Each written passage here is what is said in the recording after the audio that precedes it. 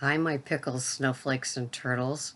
My name is Sarah, and this is Pearls of Wisdom and Food with Keto Under 20. And that's how we roll here every day because it just works. I've been doing keto. It's, I don't know, I think it's 3 years under 20, and it's low carb, high fat for 2 years before that. So I've been dealing with the no sugar, not dealing, um, not having sugar or any grains of any kind for all those years. And nothing works like that. So are you in a hurry? Do you feel that you should speed up everything, that it should be overnight? That after years and years and years of having standard American diet junk, that you should lose all the weight that you want to lose by, say, tomorrow morning? Slow down. Enjoy this journey. It's one of those things that so many of us come in here to lose the weight, and then we realize, no, we're here because we want to be healthy as well, and that the weight is secondary. And I know that's really hard to believe because, of course, like you guys, I like maintaining the weight that I'm at. I don't like gaining. I don't like it when I feel too full. I don't like it when I kind of overdo things or get obsessive about things, either. I don't. And so, but slowing it down, and I know that there really truly is a keto calming effect because it's taken care of. You know what you can have. You know what your boundaries and borders are in your list of acceptable keto foods, and you just go about your day and you can just enjoy it. I look very forward to my one meal a day, OMAD, and I have it between 2 and 3 in the afternoon, and it just works. I have 2 coffees with butter in them during the time that I'm not eating. During that intermittent fast, it's a fat fast because I'm having the butter. It's not spiking my blood sugar or my insulin because it's a fat. Every now and then I'll add some MCT oil like I did this morning and or just now. I'm on my way to go to work at the jail, and I have to leave in a little bit, but I just thought I would talk about slowing down and the effect that it has. Because no matter, it's kind of funny because we're all given the same 24 hours every day. And what we do with it can make it either a very productive, very lovely, very positive day, or sometimes we just spin our wheels and focus on the frustrations of things. So you weighed yourself. So the scale didn't go down this week.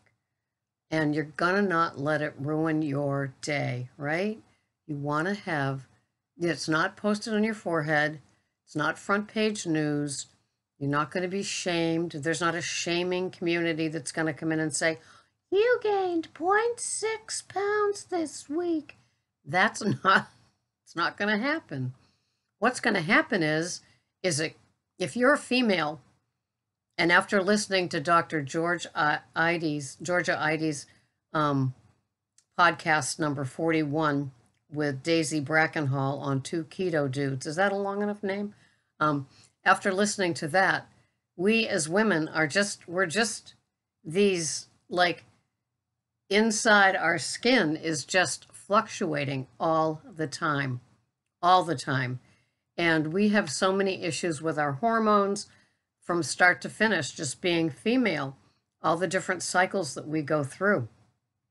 And in that particular tape or recording, she's 53 and I'm almost 68 in a couple days. And so there's 15 years difference. She's perimenopause and I'm way post menopause. And so there are so many different cycles that we go through. And when you see what we can and can't do with our foods, our foods It is our foods. Our foods are what's going to determine what we weigh, whether we enjoy some of the some of the parameter things, some of the things that aren't on my short list, but I know some of you still enjoy, like the artificial sweeteners, the diet sodas, and the keto-fying of things, and snacking. I don't do those things. Dr. Fung says no, period, snack, period, snacking, period, ever, period. And I follow that too, because Dr. Burke says it too, I guess. Every time you have snacks, you're spiking things, your insulin and your blood sugar. And so that stops. That stops fat burning right then and there while the hormones from that all cycle through. And so if you're not snacking, you're just giving your body a chance to just slow down, reset. It's lovely, really. And so I know that dairy is a big deal for a lot of us, and some of us have to give it up for a while. Some of us can reintroduce some dairy into our lives after a little break, after that little reset. And it's kind of fascinating. I'm not a scientist, of course, but resetting and giving up something for a little while and then coming back to it. It's amazing that you can have something again. And I'm always fascinated by that. So what am I having to eat today? I know you just tune in to see. You just tune in to see what this boring woman is going to have yet again that looks oh so familiar, right? Let's see.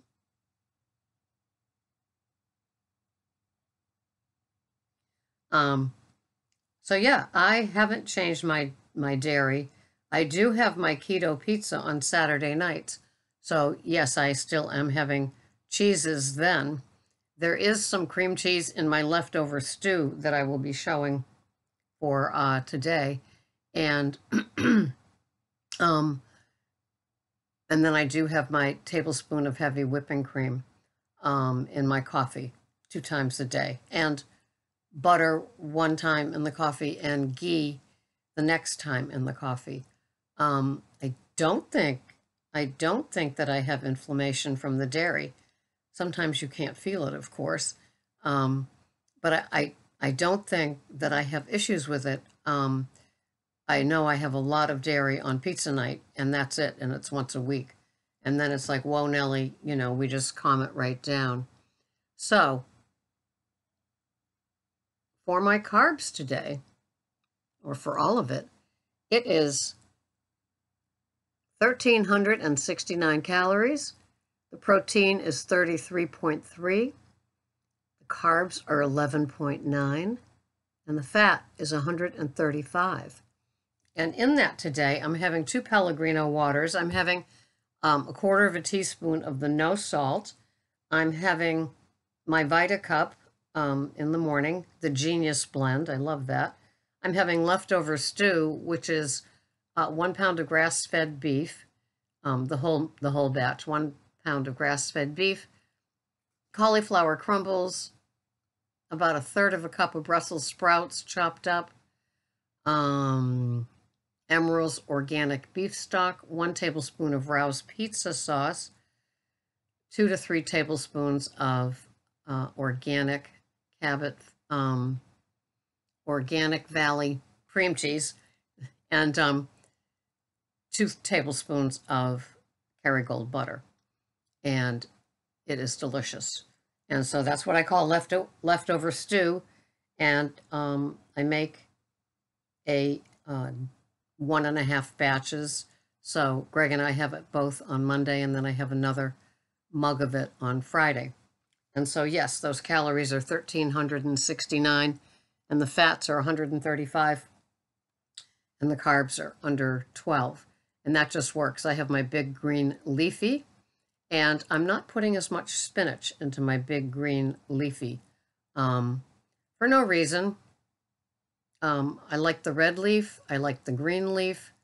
I love the baby butter romaine from Olivia's. It's delicious. And the arugula. And so the store didn't have any watercress when I was there. So that's that. And on the night that I have my leftover stew, I only have 3 tablespoons of oils on my salad because the leftover stew is so rich that I don't want that huge bowl of lettuces. It's a little bit smaller version with the 3 tablespoons, and that kind of works. And so I just keep doing the do. I take it slow. I enjoy each day. I love food. I love savory foods. My sweetness, my addiction to sweetness has gone away. I don't fan the flames on that. And so I just go slow. I enjoy. You don't have to deprive yourself on your journey. If you're having the stricter version of keto, and I'm strict in a few different ways. One is what I eat. Two is how I do it by tracking on my chronometer and my weighing and measuring. It's not for everybody. I know that. And, you're lucky if you don't have to put that time and effort into it. I'm a recovering food addict, so it just keeps me safe. It's that flannel blanket or sheet that I'm wrapping around myself. It just keeps me safe. I know what I'm having, and I know what I'm having. I'll have my phone next to me with my chronometer as I'm building my salad in the bowl on the scale, the kitchen scale, and it just works. 50 grams of that, 40 grams of that, 25 grams of that. It's done. I don't put anything else on it. I used to load it up with all kinds of things, and now I just don't. So it's just the carbs in that. So that is the um, most nutritionally dense things are the dark green leafies that I have. And so I don't add tomatoes or onions or anything else like that. It's just the lettuces and the oils. And the Redmond's ancient salt from Utah and the cracked black pepper and my oils, and I'm just happy. It's just plain, it's simple. I like that. I like the flavors of food. Salt and pepper are my two favorite, additions to any meal. And that's what I do throughout the day. I have my Celtic salt crystals on my tongue, followed by San Pellegrino or my triple filtered lemon water from our own tap with 3 different filters. And it's just like that. My other beverage is coffee. That's how I do it. I like hot coffee year round, and I'm just content. And I just do my program slow and steady. That's the turtle. And I don't mind being a turtle. It's slow and steady. It's savory, and it brings a sense of peace and contentment like nothing else ever has in my life. And Dr. Eid, or Edie, I'm not sure how you pronounce the last, Dr. Georgia, kept saying through that video, if you don't get your food right, the rest of the stuff's not going to happen. It's just not. In life, emotionally, physically, everything. And for somebody like me being a recovering food addict, she's right. It's just, that's where I begin. That's my basis, is keeping the food correct for me, right for me, safe for me.